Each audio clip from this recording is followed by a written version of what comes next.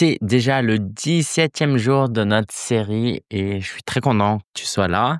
Garde en tête que le podcast est un podcast éphémère, donc après l'été, il sera plus disponible. Profites-en et j'espère que ces 2 prochaines semaines vont t'inspirer encore. Aujourd'hui, je vais te lire le déclic numéro 39 de Business Mindset. Un objectif n'est pas fait pour être atteint. J'ai un jour lu qu'il y avait 2 manières de fixer des objectifs. À l'allemande, de manière réaliste et fixée pour être atteint. À l'américaine, de manière optimiste et fixée pour être stimulé. Si l'année prochaine, au fond de moi, je veux atteindre 100 000 euros de chiffre d'affaires, devrais-je viser à l'allemande 80 000 euros pour être sûr de réussir ou à l'américaine 120 000 euros pour me challenger? Tout dépend de mon fonctionnement.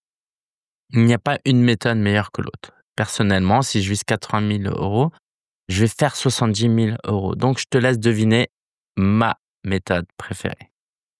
Dans tous les cas, ne te mets pas trop de pression. J'entends souvent, mais je ne peux pas deviner l'avenir, ça ne dépend pas de moi. Et c'est vrai.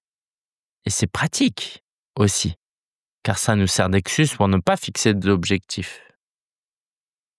Tu sais ce qui arrive quand on ne fixe pas d'objectif? On n'a pas de direction, on perd en clarté et on se décourage. On a un sentiment d'échec sans vivre même l'échec.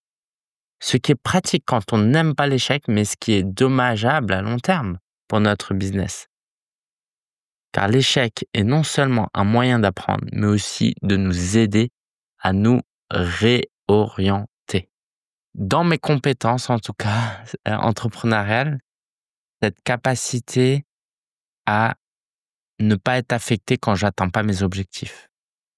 Ça me tient vraiment à cœur d'atteindre les objectifs. Par exemple, dans le sport, hier j'étais au pas au squash justement, au paddle. Je fais tout pour essayer de gagner. Mais quand je gagne pas et que je perds, je le vis pas mal. Je suis pas du tout un mauvais joueur. J'en tire des apprentissages et je peux même m'en réjouir, même si je préfère quand même gagner. C'est pareil pour le business. Et c'est ce qu'on enseigne à nos enfants, non? Est-ce que quand on leur dit l'essentiel c'est de participer, on leur dit que tu perdes ou que tu gagnes, on s'en fiche? Non, évidemment qu'on veut que nos enfants gagnent. Mais ce qu'on veut pas, c'est que quand ils perdent, ils se sentent mal. Et du coup, c'est important que tu fixes des objectifs, mais que ça n'affecte pas ta confiance.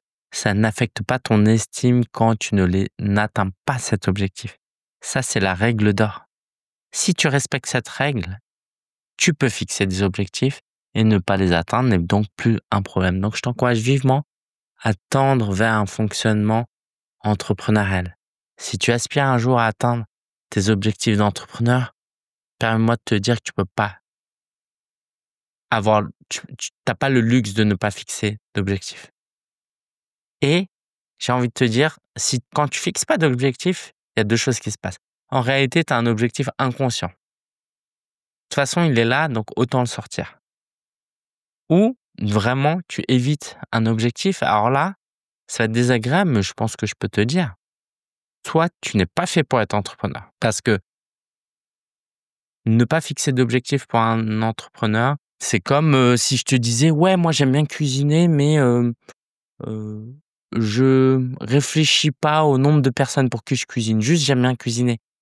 C'est bien, ok, quand tu es célibataire à la maison, tout seul. Mais tu peux pas ouvrir un restaurant avec ce mindset. Quand tu ouvres un restaurant, tu as besoin de savoir à combien de personnes tu fais à manger. Tu peux pas juste acheter des ingrédients, peu importe pour combien de personnes. Tu fais à manger quand tu invites des amis, tu as un objectif. Tu fais pas juste à manger pour le plaisir, même si ça n'empêche pas de prendre du plaisir. Tu as 8 amis, tu fais à manger pour 10 pour avoir un peu de marge. C'est tout, c'est normal. Tu peux pas dire, je fais au feeling. Non, ça n'existe pas. Donc, fixe-toi des objectifs, c'est juste important de ne pas être esclave de ton objectif et de pas avoir comme maître ton objectif.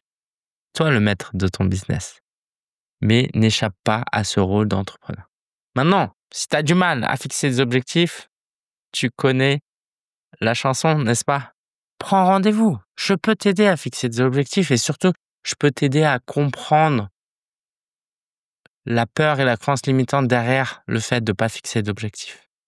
Ok. Parce qu'au final, je pense qu'on est tous câblés pareil.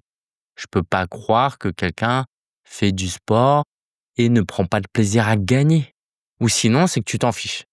Moi, quelquefois, je suis comme ça. Je joue avec mon enfant, je m'en fiche de gagner.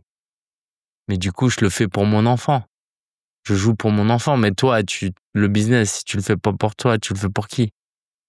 Ok. Et tu vas me dire, tu le fais pour tes clients. Mais non, c'est pas possible. Parce que tu peux pas avoir de clients si tu fixes pas d'objectif de clientèle. Donc, tu le fais pour personne. Donc, fais-le pour toi. Voilà, je suis peut-être un peu dur, un poil plus dur que d'habitude aujourd'hui, mais je peux me permettre de te dire et c'est important. Par contre, il y a une méthodologie pour fixer l'objectif à l'américaine, à l'allemande, et tu choisis ce qui te convient le mieux. Il n'y a pas de bonne ou de mauvaise méthode. C'est juste se fixer un cap et c'est déjà pas mal. Je te dis à demain pour un nouvel vidéo.